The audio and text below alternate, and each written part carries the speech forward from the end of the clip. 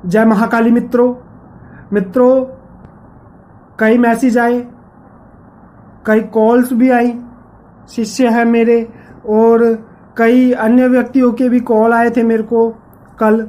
तो सोचा इस पे वीडियो बना देते हैं। एक आपको भी इसकी जानकारी होनी बहुत ज़्यादा आवश्यक है अगर आप पूजा पाठ करते हैं तो देखो, आज बात करेंगे ऐसे 5 प्रकार बताता हूं मैं जिससे भगवान आपको दर्शन दे चुके हैं और देते हैं, इसका आपको पता चल सके।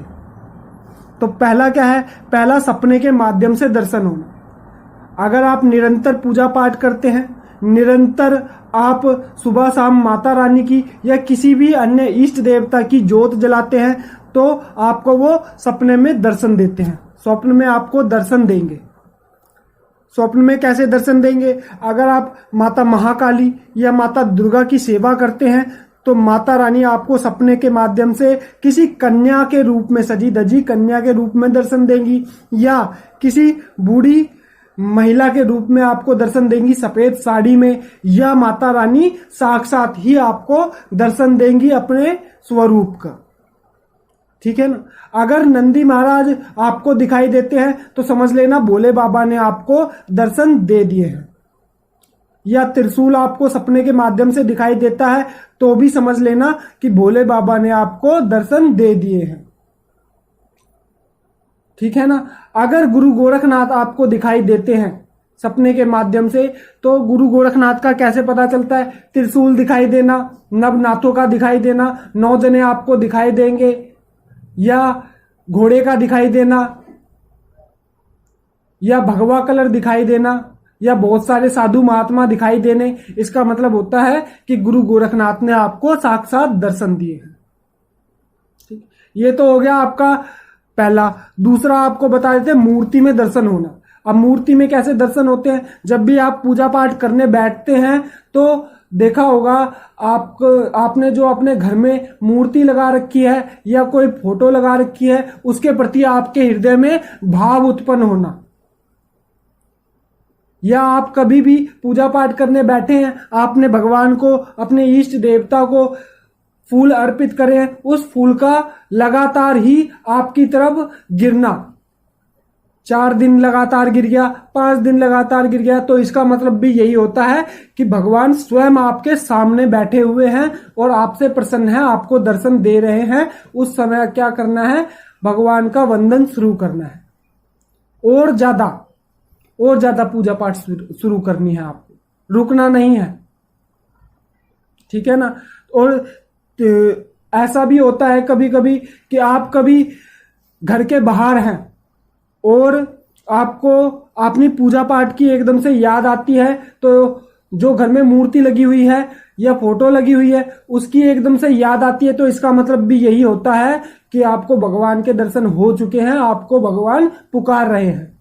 तो आपका मन क्या करता है? जल्दी से घर चलूं और पूजा पाठ करूं। आप पूजा पाठ के बिना नहीं रह पाते, तो इसका मतलब भी यही होता है कि आपको भगवान के दर्शन हो चुके हैं।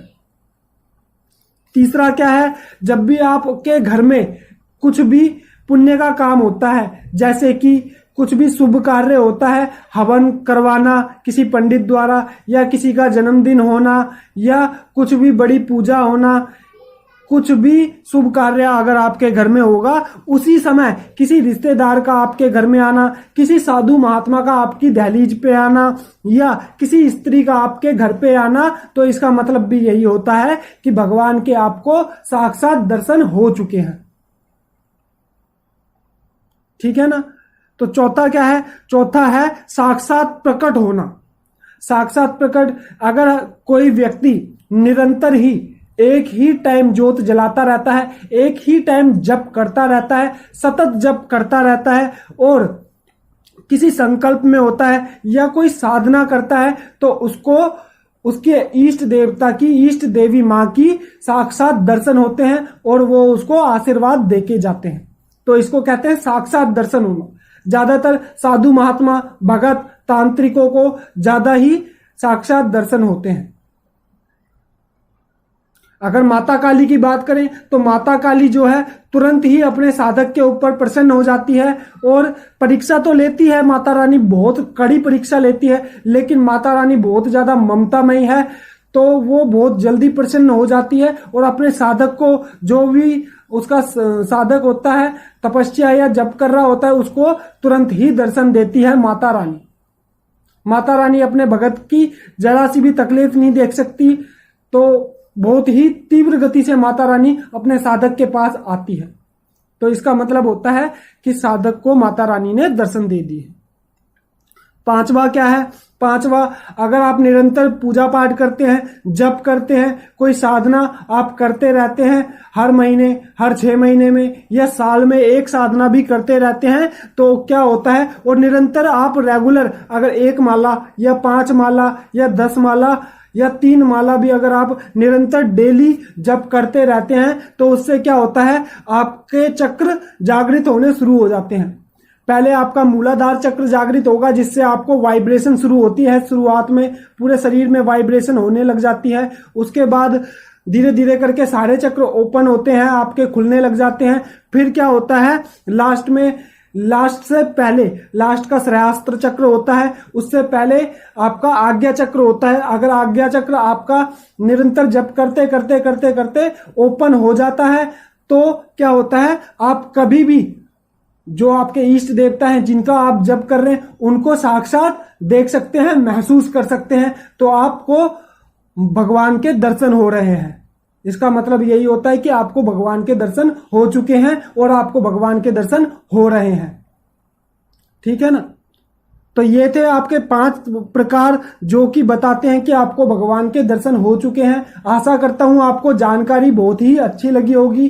भगवान गुरु गोरखनाथ से और माता महाकाली से प्रार्थना करता हूं कि आपके घर में सुख शांति हो, आपके घर में धन की कभी भी कमी ना आए और माता रानी आपके खूब भंडारे भरे। तो मिलते हैं अगली जानकारी के साथ, तब तक के लिए जय महाकाली, जय महाकाली, जय महाकाली।